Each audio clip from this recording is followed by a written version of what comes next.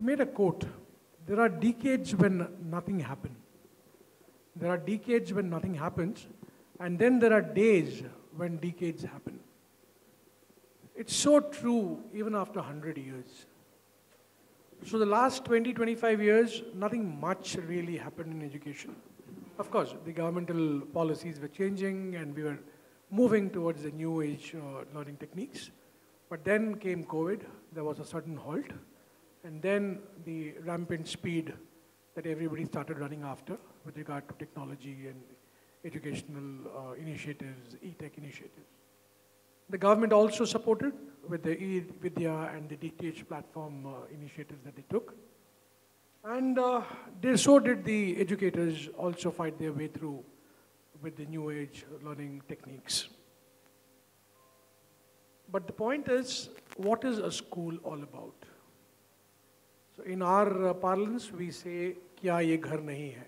So if you see any of our videos, we say, "Kya ye ghar nahi hai?" A school is a second home of a child.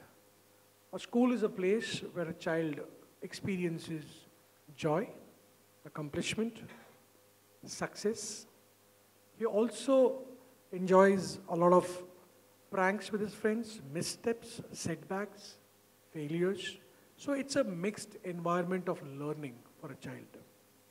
But then the 2 years was a huge setback. There have been students in the college segment who have not attended college even for one day, and they've passed out their college life. What kind of a citizen for the country would they become when they go ahead without the real-time learning being implemented in their lives? Certain questions in this regard are very staring at our faces today. The panel being short and the panel being very, I should say, highly acclaimed. I know Kanak ji for years now. I know Hema ji for quite some time now. Both are well-accomplished speakers in their own individual fields. And I had always a set of questions for both these people here. So it's going to be my pleasure chewing the questions on them. Yeah. But then again, Chandan said half an hour, so I'll try to be as crisp and as possible.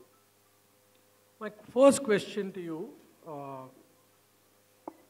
Gupta ji, is what is the effect of the medical or the mental and emotional health of a child post-COVID?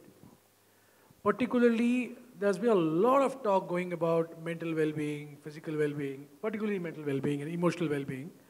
So what is this term, mental and emotional well-being, all about?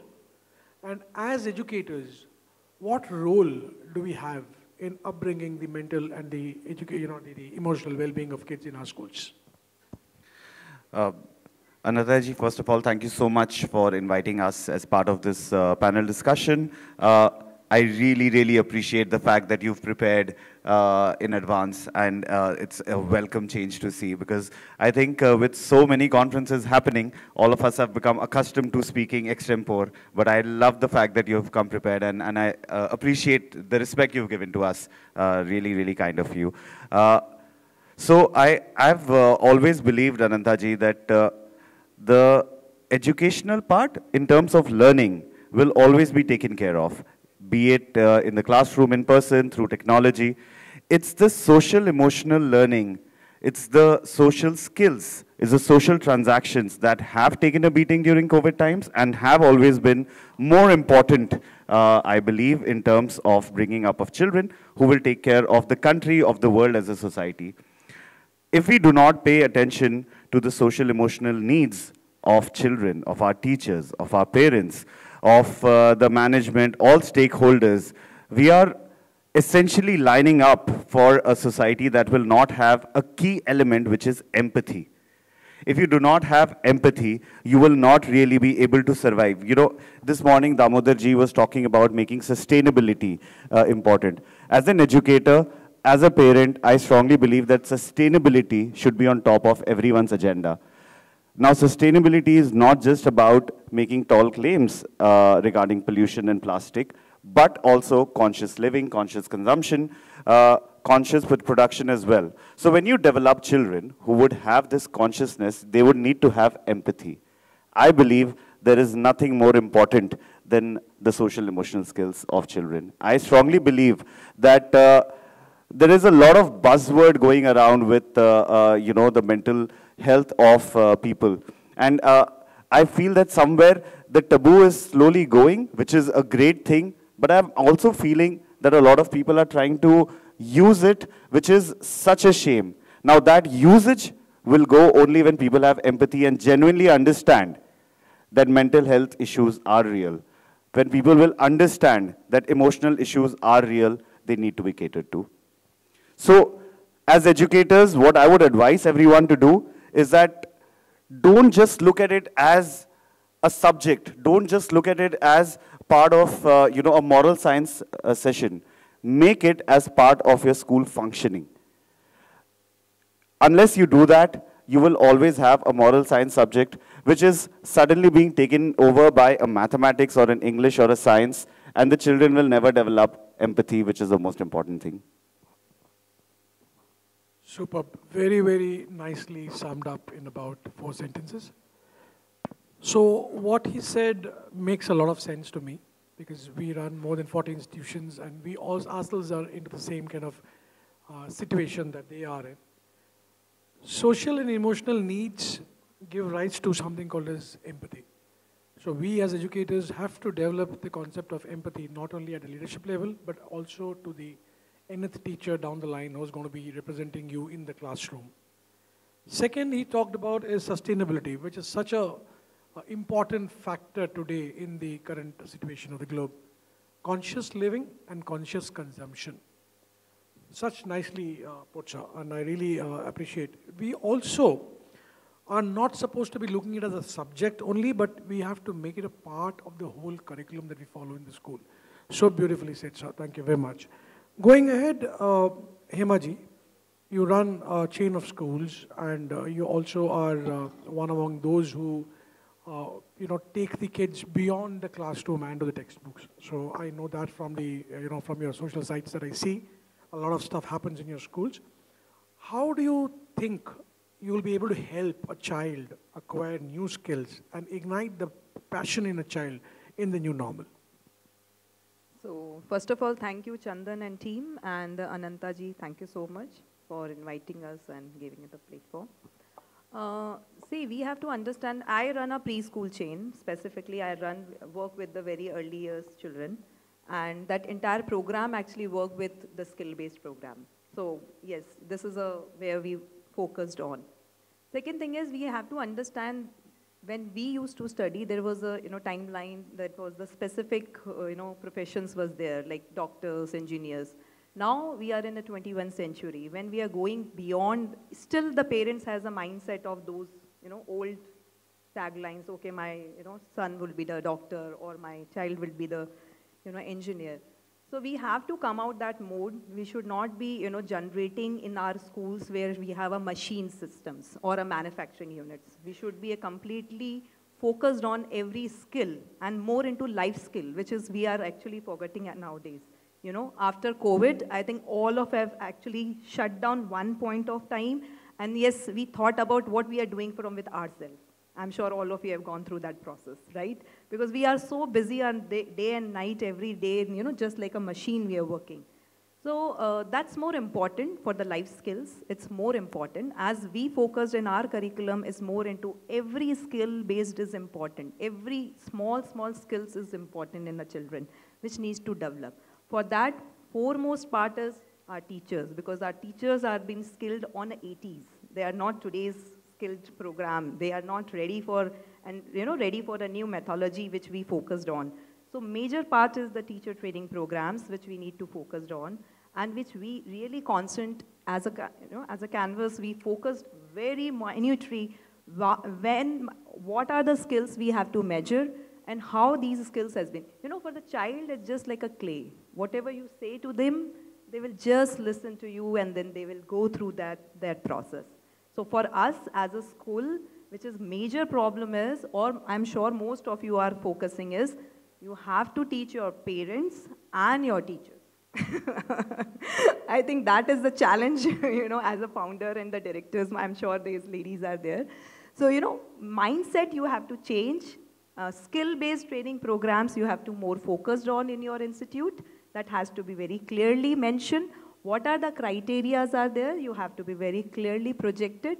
And how the outcome. See, children will learn. Children is whatever you say, Anantha ji, they will listen. I'm sure I have a daughter, you have my children. Whatever you're going to say, they are going to listen to you and they just flow accordingly. So yes, the major concern for us as educators is, yes, and the teachers, we have to sit with down and very grilling process has to be there. We have to change their mindset. Okay, I have to move from 80s because now I'm dealing with, because I have just studied in 80s. Now I'm dealing with the 21st century children which know how to operate the systems. I think my daughter is much better than how to use the, you know, mobile phone or a television or any new technology. If I just give it to her, she within a 10 minutes, she'll come back to you and then say, okay, mama, this is the way we have to do it. So we have to be very act smart and street smart on that side. So that's what my side. Very, very, very well said, ma'am.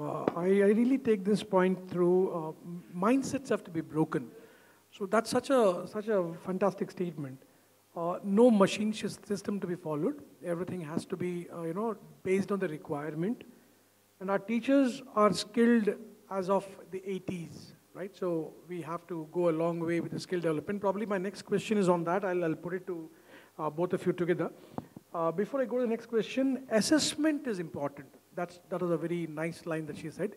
Assessing the requirements of your teacher is very, very important. You'll be able to, you know, bring in a solution only when you know that what is the kind of, you know, teacher trainings that you need to really impart, right? And what she last said was teachers and parents have to partner.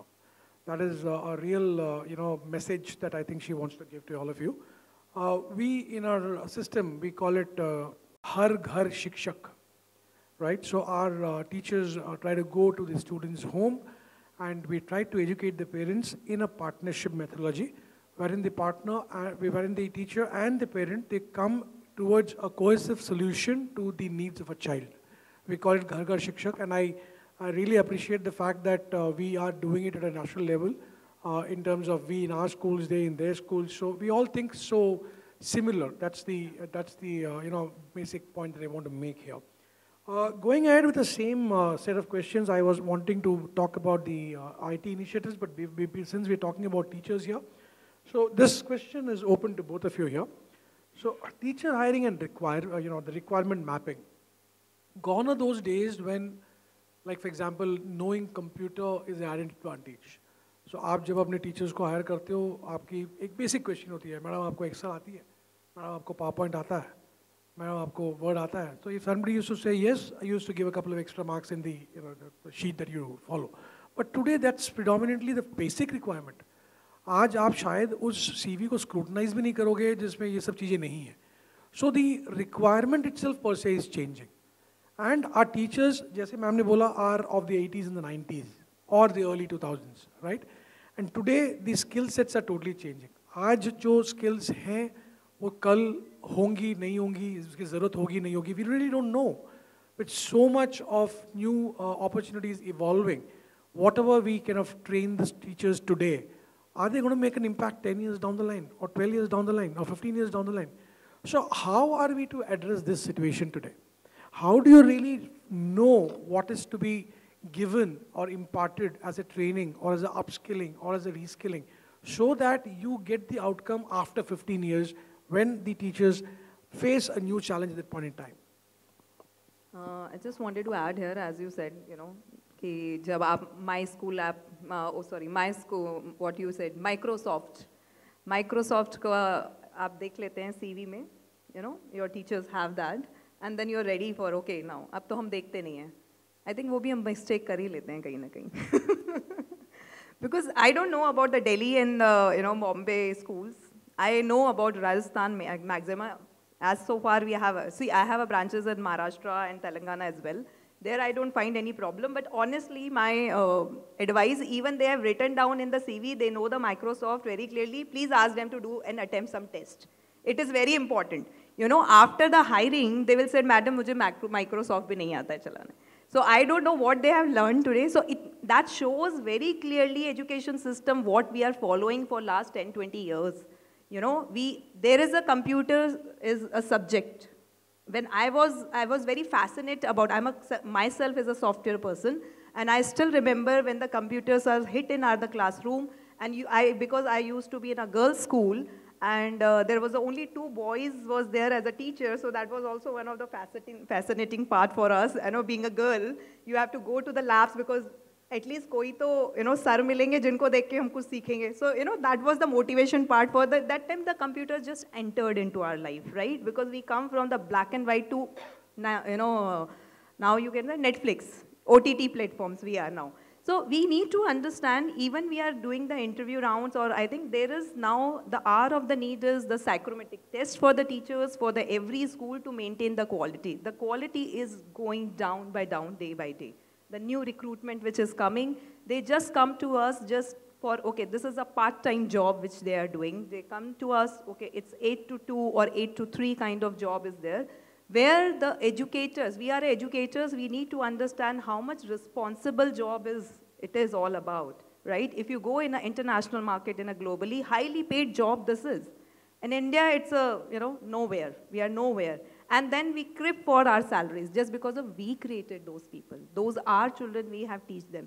So even they are saying, yes, we know that Microsoft tech thing, forget about, you have to sit with them and tell them, please type something and get me done something. I think over to you. It's a very important word Hema ji used, which was responsibility. As educators, we have huge responsibility, not just towards the students who are coming to our schools, but to the society at large. I think that's very, very important. Anytime you do any intervention, any activity, any planning at your school or outside, any which way.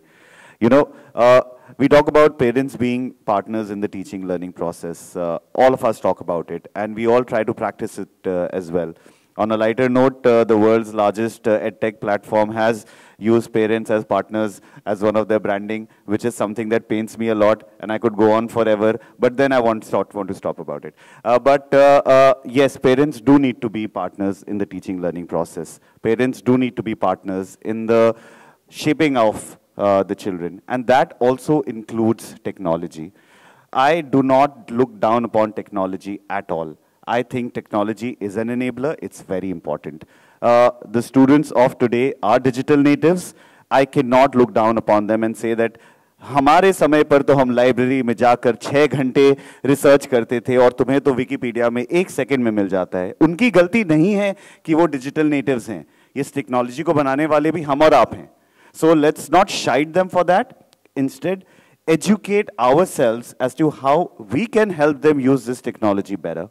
I think that is the key aspect of it. I don't think also a lot of edtech platforms, Anantha ji, talk about going ahead with teaching learning without the teacher, which makes me very uncomfortable because I don't think technology will replace teachers. However, teachers who use technology will replace teachers who do not use technology in the classroom or in their regular lives. Very, very well said, sir. Very well said.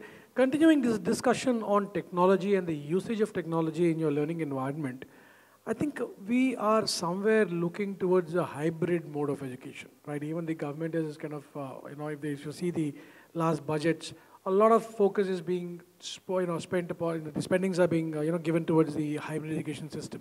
So in the next 5 to 10 years, right, what kind of challenges do you see in the hybrid education system? One. Second is, there still is a technology divide in this country. And what do you see as a hindrance in this kind of a divide that we are facing currently, right? How do you cope up with that? So I have 3 questions basically, right? So going further 5 years, how do you see it being placed? Second is, how will the country cope up due to the technology divide that we have? So coming to the technology divide, I think that's scaling up. So we run schools in tier 2, tier 3 cities, and typically India is a country that changes. People used to say every 100 kilometers, but now I believe it changes every 50 kilometers. The places where we are essentially places that growing up I did not know existed, but we are running top of the line schools at these places. I think without endorsing anyone, Mukesh Bhai has done a good job. I think technology is reaching, network is reaching in the interiors of the country. I feel that going forward, a lot of interventions would happen on a hub and spoke model. A lot of train the trainer approach would go ahead. And you have to, Anantha ji, see, and I'm sure you've seen, the aspiration level that Tier 2, Tier 3 and rural India has. The aspiration level, the kind of innovations that happen over there, which get typically branded as a great Indian jugaad. It's not just the jugaad, but the real impact that is happening in our cities is astounding. So going forward 5 years, I believe that the Microsofts, Amazons, Olas and the Ubers of the world would get created in the small cities of India. I believe that is where the real innovation, creativity and entrepreneurship is happening. Such a positive outlook, I should say. I really appreciate for this positivity. Incidentally, today in one of the, I think the industry guys sitting outside, they have a small, kind of a Wi-Fi which gets activated when your mobile is on flight mode. So anything that you want to do in the classroom with digital technology, the teacher leading the classroom. So what I'm trying to say, I'm not trying to promote them, but what I'm trying to say is these are the kind of innovation that's coming up on a daily basis. So if you get the right product for your school, and if you get the right kind of people working behind it for your school, I think we as educators can go a long way ahead. My final question before I sum up the whole panel discussion today. This is more relevant to all the schools who have the higher secondary classes in their system. A flaming question is dropping enrollment numbers in the senior school, particularly in the science segment, right? I think we somewhere are losing out to the dummy schools. So how are we supposed to cope up with this problem? That's my first question. And my second question is a larger question at a governmental level. Are these dummy schools, I mean, should we really let them operate, right? Is it fair for the students to drop out of school and go and join a dummy school where they really don't get much in terms of learning and in terms of environmental understandings? What's your take on this, sir? So I don't run this kind of segment, but still I'm not, quite supporting this segment because I believe somehow down the line we have to understand educational institute run and then skilling up and then ensuring the children for the right path. So but yes, end of the day, most of the owners or the MDs or the founders are running this kind of for the revenue part because end of the day you have to take care of overall the budgets and revenues because you have a higher segment schools as well. So I think Kanak is the right person to answer it. But yes, longer run, this should not be. I think where we have to come across the board and, line up very clearly because aspiration of the parent is also high, going for a JE or some, higher studies. The children are not coming and attending the schools and then, we created as a dummy schools.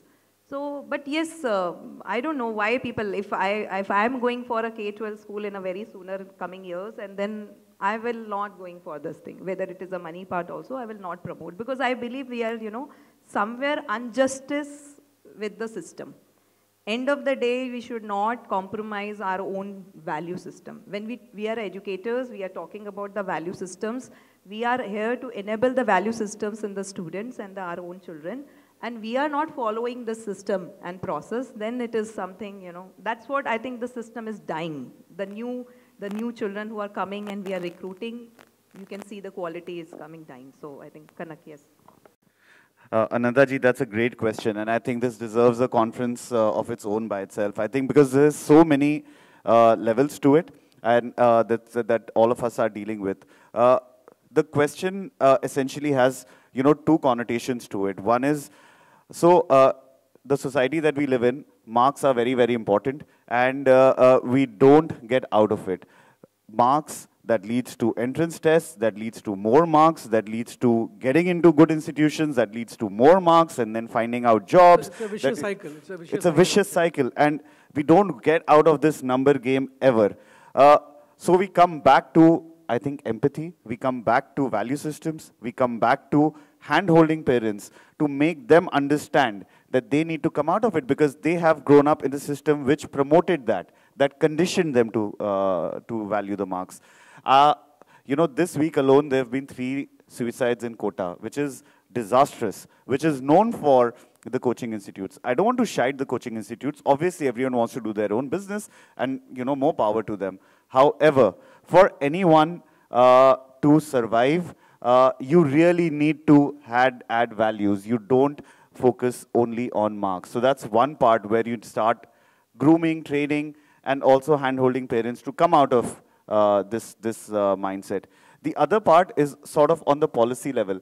Now, there is something called the CUET now, which is the Common University Entrance Test, which has given rise to a lot of dummy schools, which has given rise to a lot of students dropping out of grade 11 and 12 because they think that we need to prepare only for CUET because there aren't, there is no weightage for the class 12 board results.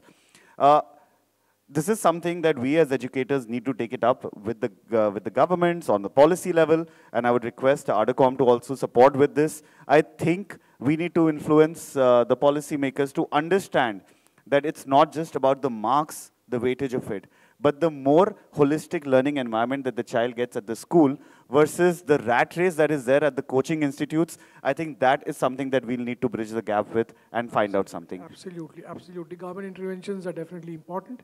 But I think private interventions from our own sides are equally important. So kindly do consider when your child approaches you asking for a TC. So you'll have to somehow stop this from happening for the growth of the country. With that, I think I have rested my questions for the day. Any questions from the audience? We'll be happy to, I think the guests will be happy to take them up. Any questions for the day? Thank you for this beautiful opportunity. Thank you, Chandanji. And you all have been a very, very patient audience. Thank you very much. Thank you. Thank you. That was a great session. I would request everyone to kindly stay back. I would request Mr. Chandan to kindly come on stage and felicitate all of them, our eminent speakers. So we are presenting this certificate to all of